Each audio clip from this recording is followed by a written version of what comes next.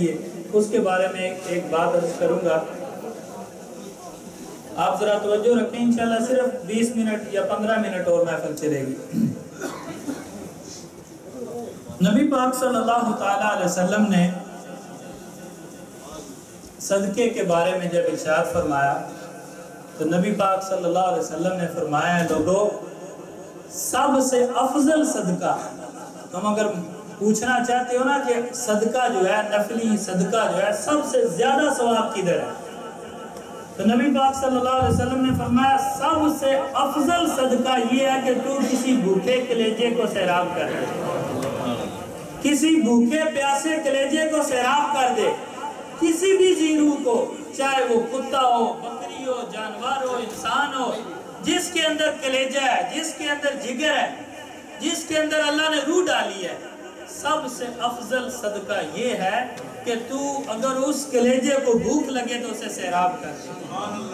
تو نبی پاک صلی اللہ علیہ وسلم کا ارشاد پاک حدیث قدسی ہے کہ اللہ تعالیٰ قیامت کے دن ایک مقدمہ پیش ہوگا. اللہ تعالیٰ ایک بندے کو کھڑا کرے گا اور کہے گا اے بندے میں نے دنیا میں تجھ سے ایک دن کھانا مانگا تھا تو نے مجھے نہیں دیا.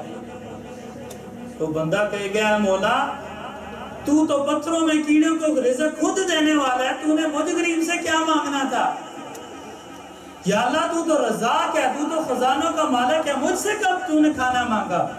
تو اللہ تعالیٰ نے فرمایا، اللہ تعالیٰ فرماتا ہے یاد کر وہ دن، فلاں دن تھا، فلاں موقع تھا، ایک غریب تیرے دروازے پہ آیا تھا، اس نے تجھ سے کھانا مانگا تھا، اگر تو اس غریب کو کھانا کھلاتا تو مجھ کو اس کے پاس پاتا، مجھے اس وقت وہاں پر حاضر پاتا. پھر اللہ تعالیٰ ایک بندے سے فرمائے گیا بندے میں نے تجھ سے ایک دن پانی مانگا تھا تو نے مجھے نہیں پلایا. تو بندہ کہے گیا اے رب کریم تجھے کون پانی پلائے، ہم تو خود تیرے ٹکڑوں پہ پلے ہیں، تو اس کی شانیں، اب میں کیا شانیں بیان کروں اللہ کی شانیں. وہ بندہ شانیں بیان کر کے کہے گا اے اللہ میں تجھے کیسے پانی پیش کرتا، تو بھوک پیاس سے پاک ہے. اللہ تعالیٰ فرمائے گا ایک دن ایک غریب نے تجھ سے پانی مانگا تھا، اگر تو اس دن اسے پانی دیتا تو مجھے رب کو اس کے پاس پاتا. پھر اللہ تعالیٰ اسی طرح بڑی لمبی حدیث سے پوچھے گا کہ اے بندے ایک دن میں نے تجھ سے کپڑا مانگا تھا، تو نے مجھے کپڑا نہیں دیا. تو بندہ پھر وہی کہے گا، تو اللہ فرمائے گا فلاں غریب نے تجھ سے ایک دن کپڑا مانگا تھا، اگر تو اسے کپڑا دیتا تو مجھے اس کے پاس پاتا. تو اللہ تعالیٰ ارشاد، بلکہ بڑی لمبی حدیث ہے، ایک دفعہ فرمایا کہ آگے آتا ہے کہ میں بیمار ہوا تو نے میری عیادت نہیں کی.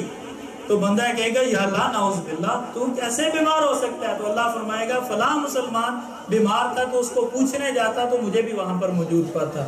اور اسی سلسلے میں نبی پاک صلی اللہ علیہ وسلم نے فرمایا کوئی بندہ کسی بھوکے کو اتنا کھانا کھلا دے جتنی ایک کھجور ہوتی ہے، تو وہ کھجور جتنا بھی کھانا کسی کو کھلا دے، جس کے پیسوں سے وہ کھانا بنا، جس عورت نے اس کھانے کو تیار کیا اور جس غلام نے وہ کھانا پہنچایا، اللہ تینوں کی بخشش فرما دیتا ہے.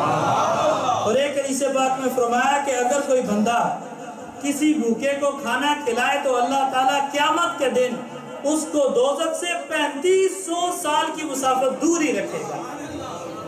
تو حضرت صاحب کو ایک یہ بھی اعزاز حاصل ہے کہ ہر سال نہیں، 6 مہینے میں نہیں، ہر مہینے 700 خاندانوں کی پرورش کر رہے ہیں. 700 خاندانوں کی. ہم اپنے محلے میں کبھی خیال نہیں کرتے کہ کون غریب ہے. 700 خاندانوں کو ہر مہینے راشن حضرت صاحب کی وہ جو صوفی ویلفیئر سوسائٹی ہے اس کی طرف سے جاتا ہے. اسے کہتے ہیں ولی اللہ. ولی اللہ کے کوئی وکھرا ان کا چہرہ نہیں ہوتا. ولی اللہ وہ ہے جو وہ کام کرے من یطیع الرسول من یطیع اللہ و رسولہ، جو اللہ اور اس کے رسول کا طریقہ ہے وہ کام کرے. پھر ان کے بارے میں کہا گیا کہ فاولئک مع الذین انعم اللہ علیہم، آگے ساری آیت ہے کہ فاولئک علیہم حسن رفیقا، ان کو ان کے ساتھ بھلائی کا اللہ نے وعدہ کر لیا. تو اسی لیے پہلے سپارے میں سورہ الحمد شریف میں کہا گیا کہ ان کے راستے پر چلو، صراط الذین انعمت علیہم، جن پر اللہ نے انعام کیا. وہ یہی راستہ ہے نا. بندہ غریبوں کی ہر مہینے مدد بھی کرتا ہو، لاچار بچیوں کی شادیاں بھی کرتا ہو، سرکار کے گھر میں بھی رہتا ہو، تو یہی ہے نا انعمت علیہم، یہی ہے اللہ کا انعام. تو اللہ تعالیٰ سے دعا ہے کہ اللہ تعالیٰ آپ کا سایہ ہم پر تا دیر سلامت رکھے۔ ایک بات میں عرض کرنا چاہتا تھا، آخری بات، باقی تو حضرت صاحب فرمائیں گے، انہوں نے آپ کو جوا کھجوریں بھی کھلائی ہیں، اس کے بارے میں بھی شاید کچھ فرمائیں گے۔ تو ایک بندہ کہہ رہا تھا حضرت صاحب کو کہ تصوف پہ بھی کچھ روشنی فرمائیں۔ میں نے کہا حضرت صاحب کی زیارت ہی سب کچھ ہے، آپ کا سارے معاملے انشاءاللہ حل ہو جائیں گے۔ تو آخری بات میں یہ عرض کرنا چاہتا ہوں کہ آپ نے پاکستان سے نا، آپ نے کسی بڑے آفس میں کسی بڑے افسر سے رابطہ کرنا ہو نا، تو کوشش کرتے ہیں اس کے آفس کا کوئی بندہ ہاتھ میں لیا جائے۔ اب میں حضرت صاحب کی مثال دینا چاہتا ہوں، تو میں چپڑاسی والی مثال تو نہیں دوں گا، لیکن ایک مثال کے لیے اس دفتر کا کوئی چپڑاسی بھی آپ کا واقف ہو نا، آپ اسے منا لیں تو وہ آپ کو افسر سے ملوائی دیتا ہے، کیونکہ اس کا ایک تعلق ہوتا ہے افسر سے۔ تو آپ کو پتا ہے سارے کام سفارش سے ہی ہوتے ہیں، ہم تو بڑے بڑے ہی وہاں پہ ہیں جہاں ہر کام ہی سفارش سے ہوتا ہے۔ تو سرکار جو ہے نبی پاک صلی اللہ علیہ وسلم کے دربان کے منشی ہیں، وہاں رہنے والے ہیں، وہاں کے خادم ہیں، اگر ہم نے ان کو منا لیا تو انشاءاللہ یہ وہاں پر ہمارا سلام پیش کر دیں گے۔ تو میں انہی الفاظ کے ساتھ حضرت صاحب کو دعوت دیتا ہوں کہ برائے مہربانی یہ عموماً جو ہے نا جلدی بالکل کرتے ہیں، 1 منٹ، تو 2-4 باتیں ہمیں اپنے بارے میں یا نبی پاک صلی اللہ علیہ وسلم کے بارے میں یا مدینہ شریف کے بارے میں بتائیں، تاکہ ہمارے دل اس نور سے جگمگائیں۔ اس کے بعد سلام ہوگا، سلام کے بعد اذان ہوگی، جماعت ہوگی، اس کے بعد حضرت صاحب خصوصی دعا فرمائیں۔